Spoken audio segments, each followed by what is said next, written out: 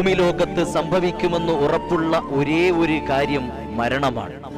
ജനിച്ചാൽ ഒരു നാൾ ഞാനും നിങ്ങളുമൊക്കെ ഈ ഭൂമി വിട്ടു പോകേണ്ടി വരും. അങ്ങനെ ഈ ഭൂമി ലോകത്ത് ജീവിക്കണമായിരുന്നുവെങ്കിൽ ഹബീബായ മുഹമ്മദ് മുസ്തഫ സല്ലല്ലാഹു അലൈഹി വസല്ലമ തങ്ങൾ ജീവിക്കണമായിരുന്നു. നാം ഒരു തറവാട്ടിൽ നിന്നും വന്നവരാണ്. ആ തറവാട്ടിലേക്ക് പോകാനുള്ള യാത്രയിലാണ് ഈ ഭൂമി ലോകത്ത് നമ്മൾ ജീവിക്കുന്നത്. വളരെ തുച്ഛമായ കാലയളവ്. ആ തറവാട്ടിലേക്ക് തന്നെ തിരിച്ചു മടങ്ങാനുള്ള ഒരുക്കങ്ങളാണ് നമ്മിൽ നിന്നും ഉണ്ടാക്കേണ്ടത്. സ്വർഗമാണ് നമ്മുടെ തറവാട്. ആ തറവാട്ടിലേക്ക് പോകാൻ വിശ്വാസികളെ സംബന്ധിച്ചിടത്തോളം അവർ ഒരുങ്ങേണ്ടതുണ്ട്. അതുകൊണ്ട് തന്നെയാണ് മനുഷ്യൻ ഓരോ സെക്കൻഡിലും അവരവരുടെ മരണത്തെക്കുറിച്ച് ഓർക്കണമെന്ന് ഹബീബായ റസൂലുള്ളാഹി ഓർമ്മപ്പെടുത്തിയത്.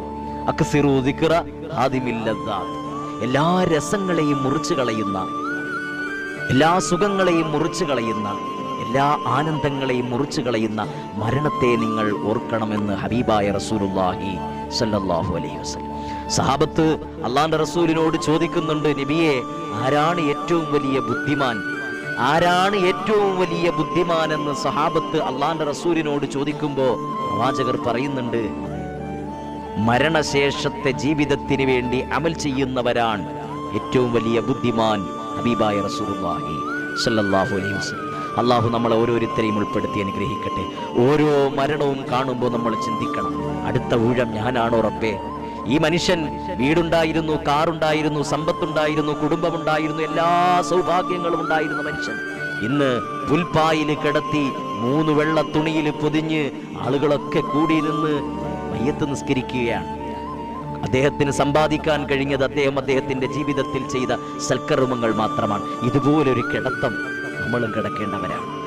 3 വെള്ളത്തുണിയിൽ പൊതിഞ്ഞ് എന്തുണ്ടായിട്ട് എന്താ കാര്യം? സൽക്കർമ്മങ്ങൾ മാത്രമാണ് നാളെ ഖബറിൽ നമുക്ക് കൂട്ടിനുണ്ടാവുക. പ്രിയപ്പെട്ട സഹോദരങ്ങൾ, അതുകൊണ്ട് ഓരോ മരണവും നമുക്ക് ഗുണപാഠമാകണം.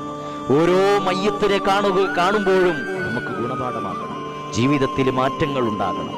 അള്ളാഹുവിനോട് തൗബ ചെയ്യണം. അള്ളാഹു തന്ന ആരോഗ്യവും അള്ളാഹു തന്ന സമയവും അള്ളാഹു തന്ന ജീവിതവുമൊക്കെ അള്ളാഹുവിൻ്റെ തൃപ്തിക്ക് വേണ്ടി തന്നെ നമ്മൾ ചെലവഴിക്കണം. ആ രൂപത്തിൽ തന്നെ നമ്മൾ ജീവിക്കണം. അള്ളാഹു നമുക്കതിനുള്ള തൗഫീക്ക് തരട്ടെ.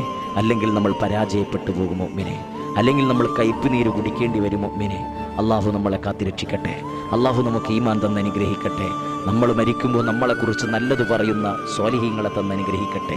നമുക്ക് വേണ്ടി മയ്യത്ത് നിസ്കരിക്കുന്ന മക്കളെയും പിൻഗാമികളെയും അള്ളാഹു തന്ന് അനുഗ്രഹിക്കട്ടെ.